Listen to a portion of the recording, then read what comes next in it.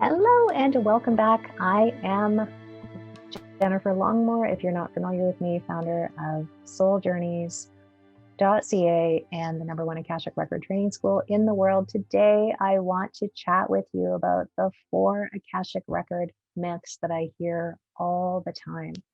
Now, in the lightworker community, in the lighthouse community, however you want to word it, there are a whole myriad of things that get spread around. There's a lot of false light that gets spread around intentionally and unintentionally.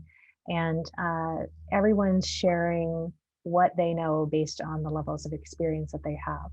Now, I have been at this for 18 years full time. I've been reading the records since I was very, very young. I've done over 30,000 readings, and I only share that because this isn't my first rodeo.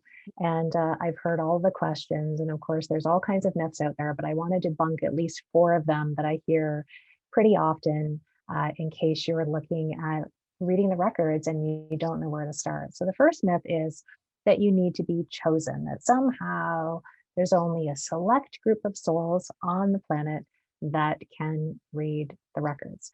That is simply not true. The Akashic Records is the record of your soul. Of course, you would have access to the record of your soul. The only reason that you don't potentially is because you've been told that you're not allowed to, or you need to ask permission, or you've had some religious imprinting and programming that's told you that you are doing something wrong if you access the records. Somehow you're not capable, you're not intuitive enough. If you are intuitive and you are a soul, it's actually pretty easy for you to read the records. You just need to find the right training for that.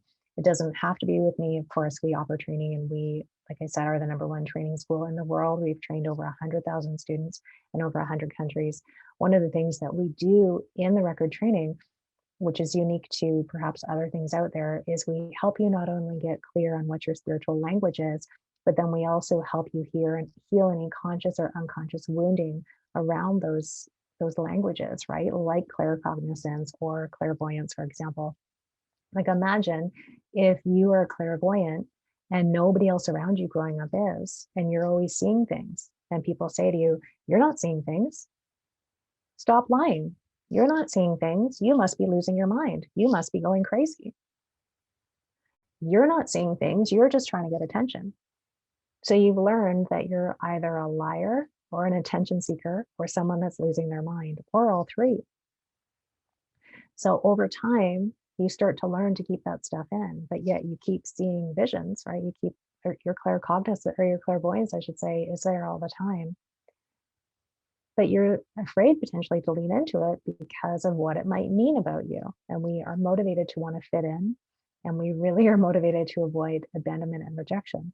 So if that wound around clairvoyance that you might not even realize is there is activated every time you try to tune in intuitively, and especially tune into a tool like the Akashic Records, an ancient tool that is designed to help you see the truth of who you are, your potential timelines for your future, your potential blind spots, and so on, then you're going to potentially do a push pull with it. So again, first myth, you don't need to be chosen. That is a typical, what I call enlightenment Olympics in the spiritual community, where people like to one up themselves. Oh, you've got a level 2 Reiki mastery. I've got a level 3. And it's like this big, you know, tit for tat sort of thing, which is really unbecoming, because the truth is that if people are truly enlightened, they don't need to go around telling everyone that they're enlightened, because they realize they still have to function in 3D and get groceries and have showers and eat food and whatever else, right? So myth #1, debunked. You can take it or leave it. That is my take. Myth #2 is that others can open your records without your consent. That is simply false. Your records are basically like a very sacred diary. If you imagine an etheric lock and key over your very, very precious soul diary that can't be tampered with, right? Because it changes the trajectory potentially of your life and all of the other lifetimes and energies and spaces that you've been in. So no, you can't, other people can't do that. Just as I would hope if you're someone that does energy work, you wouldn't be accessing people without their consent either, even if you feel you got it telepathically. I'm a big believer in 3D informed consent, actually getting people in agreement with any kind of energy work that they're doing. So some people might tell you that they can do that. And I would say that that's not true. And also, honestly, just unethical, right? The records vibrate at the same frequency as the universal laws. And one of the universal laws that, again, vibrates in the same plane of existence as the Akashic records is the universal law of free will. So it's almost impossible to work against that, right? Because the vibration is the same vibration. They're different entities, meaning the universal law of free will has its own sort of signature, right? Energetic signature, just as the records do, but they're vibrating in the same plane.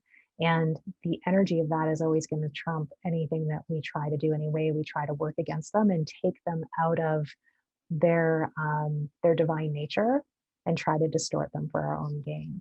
So myth number 2, debunked.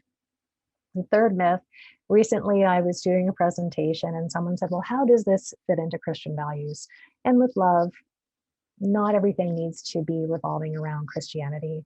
I know that might be offensive to some people, and I'm not trying to offend you, but I will say that there's a level of arrogance with the world believing that everything needs to cater to Christianity and the Bible. There are a myriad of other religions out there. Many of them speak about the Book of Life, the Akashic Records, the Hall of Records, the Soul Library, various things like that. And it's not Christian, and it's not Hindu, and it's not Sikh, and it's not any other religion. It is an energy. It is an energy of love and truth. It is an energy that stores every word, deed, thought, and action that you have ever engaged in through all spaces and times, because outside of this planet, there are no other, we don't calculate time the same way we do on this planet, right? So in any other space and time, it is just an ancient record that not only tracks your soul and your oversoul and helps guide you on, like, why am I here? What's the meaning of my life? Why did I choose the lessons that I did? Why did I choose this body? Why did I choose to be born in this part of the world? Why did I choose my parents? Why did I choose to have siblings? Why did I choose to be an only child? How is all of that supporting my soul's growth? What did I came here to grow and evolve into? What did I come here to master and then share with other people? How am I a contribution to others? How am I a contribution to the evolution of the planet and the galaxy and the universe, and so on and so on? So it supersedes religion. It's existed well before religion was ever created, because religion is a man-made construct. So again, back to Christianity, because this is typically where I'm going to hear this. It's not about Christianity. It's very commonplace, and this is the conditioning in society, to think that everything needs to revolve around that. Holidays need to revolve around that. It's actually very, it excludes a lot of people on the planet, right? Because the understanding is, with whether it's being said or not, that that is the superior religion. And it's actually not the case. And in fact, I would say that all religion is a distortion designed to keep us from the truth of who we really are. Now, if you want to learn more about what I mean by that, I have a lot of information on decoding the matrix so that we can now create it. I talk a lot about the inverted world that we're living in that may or may not appeal to you depending on where you're at in your spiritual journey. But if that's something that appeals to you, then feel free to reach out to us on our website and we'll get you hooked up with that information. You can go to souljourneys.ca and you'll see on the contact us page, you can contact us there. That's probably the easiest way to do that. But again, myth number 3, it is not the work of the devil. I don't know that the devil really exists. We do have beings and entities on this planet that are behaving that way, right? Meaning, like, people presenting as leaders on this planet that are actively working against us in the name of satanic worship or whatever. And that, again, that's a conversation for another day. But are the Akashic records falling into that? Absolutely not. That's comparing apples and oranges. They're not. It's impossible to view them as the same thing. So myth number 4 is that they're limited. Years ago, I got asked to be on the telesummit and they said, well, I don't know if I want to have you on. I mean, the Akashic records are so old, like there's nothing innovative about them. And I thought, okay, well, you maybe haven't given yourself the opportunity to lean into them the way that you could, because if you were actually working the records, that it's an infinite university. You will never, ever graduate because you'd have to be in your records your whole lifetime, every waking moment, to even scratch the surface of the information available just to you in the evolution of your soul and how you can live a robust life. I would not recommend that, because we came here to live and be present to what is and grow and evolve and be in free will. I like to use the record as a tool to maybe provide more clarity, or maybe provide some healing, or to add some rocket fuel to my manifestations and things like that. But I wouldn't want to be in my records all the time, because I want to be able to cultivate the muscle in me, the intuitive muscle in me, to be able to clearly see what decisions are aligned for me, what I'm coded for, what the next layer of my purpose is asking for, and things like that. We definitely don't want to be codependent or enmeshed with this as a tool. We want it to be just that, a tool, right? That's helping us co-create as the infinite creator beings that we came here to be. So there's absolutely no limit to what we can learn in the Akashic records. We go in as deep as we're willing to elevate. Part of elevating our consciousness actually happens in the records, because the records helps to clear distortions. They help to clear non-realities. They help to clear the various illusions that are on this planet, and the illusions that we've taken on about who we are, the fact that we're unworthy, or we're undeserving, or we're not doing enough, and all the blame, shame, judgment game, and all the things, right, that add to density in our field, and slow down our ascension, essentially. So as we're elevating in consciousness, the simultaneous thing with that is releasing distortions, is releasing illusions, because that allows us to rise, right? There's a levity to that, there's a lightness to that. So we go into the records as deep as our consciousness allows.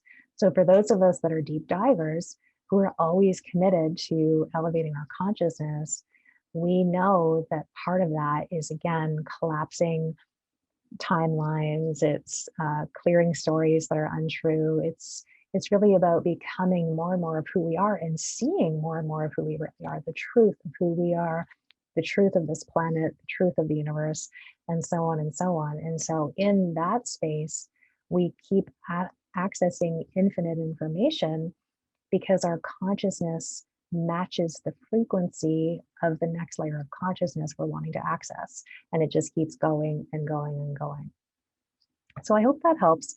If you're interested in learning more about how you can access the Akashic records, in the comments, I'm going to plunk a link in there, and a special rate for you as well for being part of this channel, and cherished member of this channel. We're going to give you a special rate if you choose to learn how to read the records on your own. If you are someone that already knows that you want to get a PhD, the equivalent of a PhD in the records, we have what's called the Akashic Record Mastery Program. You do need to apply for that.